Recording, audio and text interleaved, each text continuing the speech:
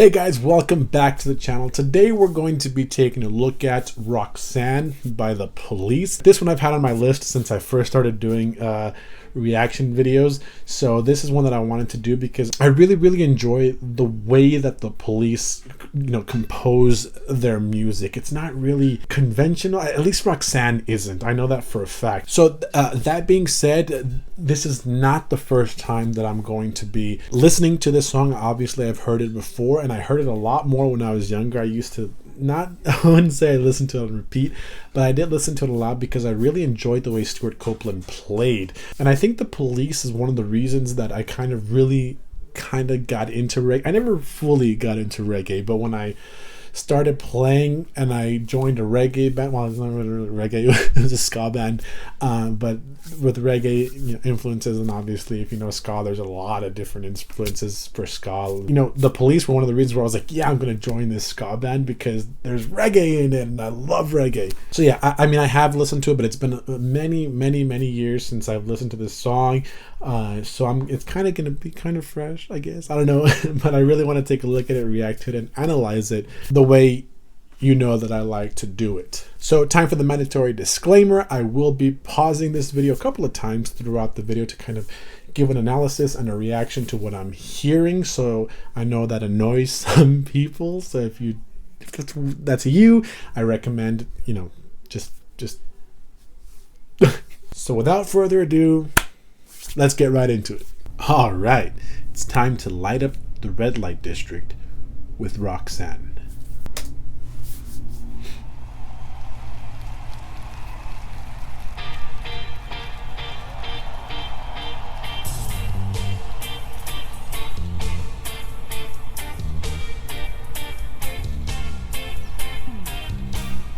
I already love that bass tone.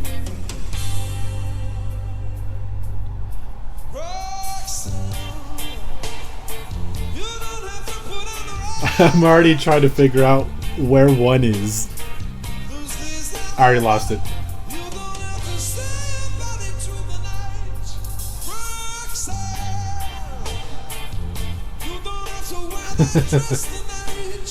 I gotta stop focusing on like the time, because I'm just like, I'm gonna lose too much focus. Such iconic vocals, Dude still looks good this much time later. Nice. Really nice, like just driving quarter notes from Andy Summers.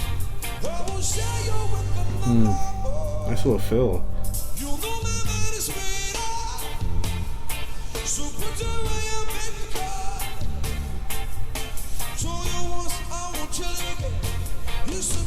Dude is ripped too, like Sting.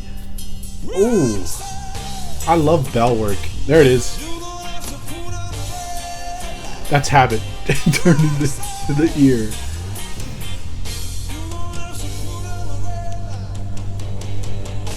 Ooh, he's wearing gloves. Ooh, a nice little driving like ride symbol out there. I'm digging that. Oh, here we go. 1, 2, 3, 4. Yeah, and in trad too, no doubt. Yes.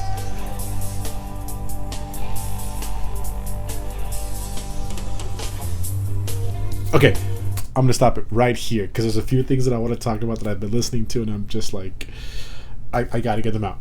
Okay, so I was talking like through that whole like introductory verse, I was talking about how I was trying to find one, and I think I spent way too much time trying to do that, and I'm sure I missed other great things that are happening. But ever since I was young, I've always found it so interesting. Like these guys don't sound like your typical, cookie cutter, cut and dry, whatever cliche you want to use, band. Like their song structure isn't, basic song structure, so to speak, I guess. So I learned this first when I was in high school, and then it was reiterated to me in a music fundamentals class that I took in college. And music generally has a certain criteria, a certain structure. This doesn't mean that it has to be followed. No, these are just general guidelines. And something that people don't really understand is just real quick. Something that people don't understand is music theory. It aren't a set of rules. They're a set of observations by studying great composers, etc. Anyway, stuff that we figure out just by kind of like studying compositions from great composers. And that doesn't necessarily mean just people like Beethoven and Bach and stuff like that. No, I mean, people like Rush, people like The Police, people like this can be considered great composers. So that's what music theory is. And of course, studying like popular music and everything like that, that's where they get these kind of ideas. That being said, convention usually dictates that in a musical composition, like a pop musical composition, even classical compositions, there are sets of strong and weak beats. So on beat one is usually the strongest beat, which is why you can kind of pick it out in most songs. Like here's beat 1 and you know where it is, and it's easy to follow from there. Beat 3 is usually strong but not as strong as beat 1. So the strong beats are typically beats 1 and beats 3. And beats 2 and 4 are considered weak beats. But with this song, The Police kind of take that and they flip it on its head. It's not that easy to find beat 1, which is what I was trying to do while I was listening to it, because I know kind of what it sounds like. I mentioned this is not the first time I hear this song, but I used to listen to it a lot when I was younger. So they don't really do that in Roxanne, and I knew it was going to happen, so I was kind of trying to focus on that. But what I was trying to say is, when Andy Summers comes in, he's giving you, that kind of like driving guitar part, and right there, the lines are a little bit blurred, but you kind of know where 1 is because he's changing, I think, every measure. He's changing chords, so you kind of know where it is. If he was just playing straight quarter notes, like you wouldn't, and no chord changes, you wouldn't know where the heck beat 1 is. But anyway, he comes in and he gives you those quarter notes, and you kind of know where 1 is. You would expect when Sting and Stewart Copeland come in just a little bit later, you're gonna cement yourself into the classic 4/4 style of any song. Convention dictates, because usually, like I was saying, beats 1 and 3 are the strong beats. So typically you get like a stronger feel on beat 1, be it from a drum set player. You get a nice clean bass drum on beat 1, and almost for the most part the bass player will give you a strong beat 1, so you know where it is. But not these guys. So when these guys come in, Sting and Stewart Copeland don't play anything on beat 1, so it's just guitar, and I think they have it on an and 2, boom boom boom boom, something like that in the bass line. And then of course, Stewart, being a good drum set player, he's kind of backing up Sting and lifting up his bass part with the kick. But there's no real solid beat 1, so it's kind of hard to figure out like where it really is. The only clue you kind of have is, again, Andy just playing those straight quarter notes back there, which give you that driving force, but doesn't really help the timing. And it's made even not worse. I don't want to say worse, because I really appreciate breaking convention. What makes it better, I'm going to say, is the fact that Stewart Copeland, every time the phrase repeats, he doesn't do the same thing. And I think that's so interesting. Like, I think when he first started off, usually as a drum set player, your backbeat you play on 2 and 4, but just like Stewart Copeland is not playing a beat 1, a strong beat 1, he's not really going to follow conventional backbeat patterns. So he starts off and he just plays 1 beat on beat 2 and completely ignores beat 4, from what I remember. And then I think the next phrase he plays it on just beat 4, so there's no beat 2.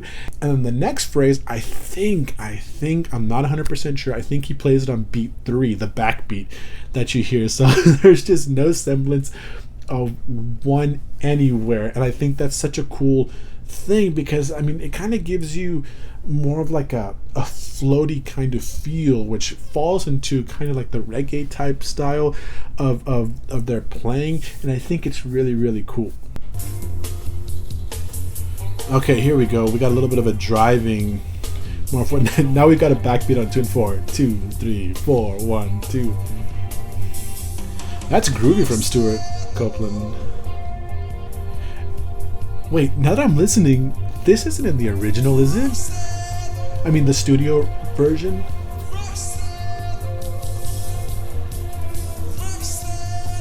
That's cool. Oh, get it, Stewart. I love bell work. I love what he's doing with the driving bass, and he's just playing around with that hi-hat. I've always felt that he has some really beautiful command of his hi-hat. I think this is where I got like my fascination with hi-hats, now that I think about it. Yeah.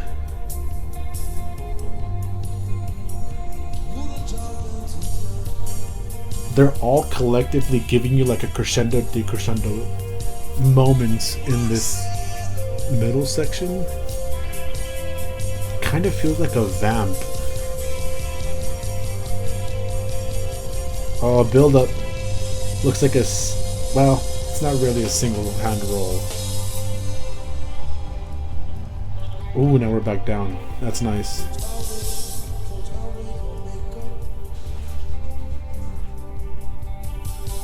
Feels like an ad lib almost.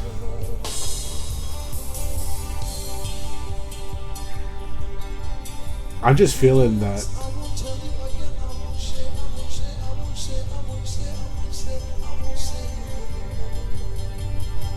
They're kind of all doing their own thing. I really dig it.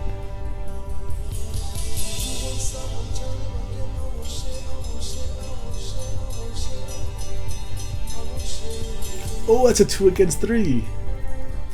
Yeah. Nice little flans.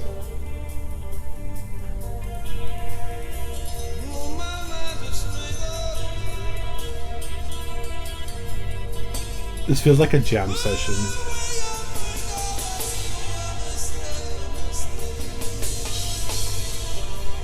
This is really cool. The whole middle section that you don't really get.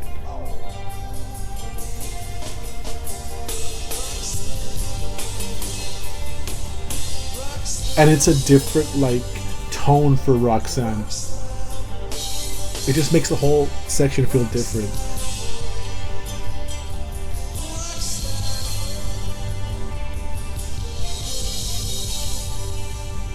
Man, he looks disciplined.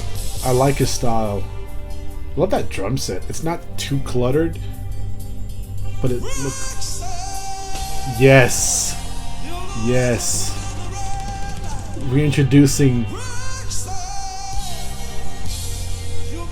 Yes! Yes, that was awesome. Okay, I'll stop right here. So the first thing I'm going to say right here is I'm going to jump on my soapbox just real quick. I know a lot of people, and I think I've said this in the video before, where they get really upset when the artist comes on stage and doesn't play the exact same thing that they heard in the studio recording. Personally, I think you're getting something extra when you go to a concert and you get something in addition to what you're used to hearing. And I guess I'm a little biased because, you know, I know what it is to be a musician, and I know the creative process and everything that it takes to kind of be able to express yourself creatively. I'm a big proponent of creativity and finding your sound and finding yourself and just doing everything you possibly can to bring your creativeness to light. So that's all I'm going to say about that. I'm really glad that they did something that's not typically what you hear on the studio recording. And also, is that something they typically do? I've never seen the Police in concert, obviously, but I think that's super, super cool that they did this. I kind of want to talk about that middle section that I mean, obviously what we've been talking about this whole time, but I said that it kind of felt like a vamp to me, and a vamp in the musical world, mainly in the jazz world. I think I saw it a couple of times in the concert world. I'm not exactly too sure, but mainly in the jazz world, a vamp is usually like a very short grouping of measures, usually just one, that you just repeat over and over and over again to buy yourself time for the most part. And during those vamps, you know, me as a performer, I used to do different things while playing it, because imagine playing the same measure over and over and over again.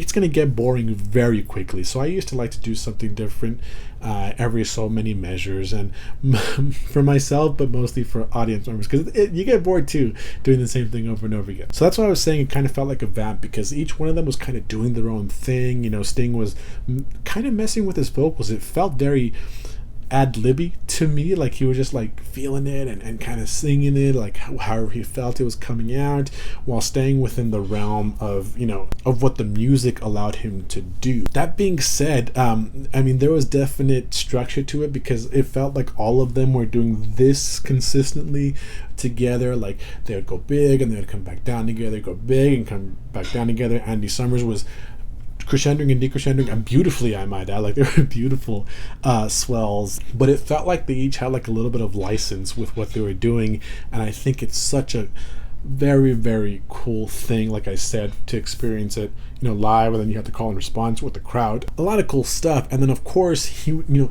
it was still Roxanne, but it didn't feel like Roxanne. It went on long enough that when you got the reintroduction of the main melody, it felt good. You're like, oh, here it comes. And it's even compounded by the fact that, you know, you're still playing the same style as that middle section, but then you get that like over the top main melody. You're like, ooh, it's coming. It helps build anticipation, but it's not quite what you're used to just yet. And then again, another time you hear the main melody, but it's still not the same thing. You're like, it builds anticipation until finally you hear exactly what you're used to hearing, and you come back on what I assume is the chorus again, because that's exactly what it felt like. But I don't know, I just really appreciated the creative license that whole middle section took, especially it was like a whole production towards the end. I think it was really well done.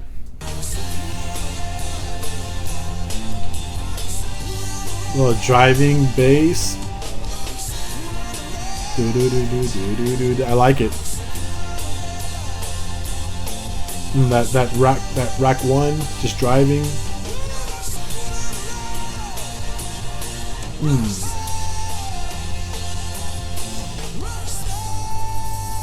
Ooh, that was nice. Good way to close it out. Get it. Yes. Awesome.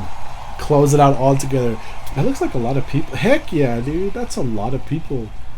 Oh, nice. That makes me happy to see that many people still go out to watch it. When was this? It says 2008. So that, I mean, come on. They were like, what, late 70s? I don't even know. I'm not even going to speculate because I don't know. I know they were just before my time, but I really enjoy what they do. Yeah, and that's pretty much it. I had a lot of fun taking a look at Roxanne by the Police. It's been a while since I've listened to them, and I'm really glad I did, because, you know, when I used to listen to them, I wasn't nearly as experienced as I am now.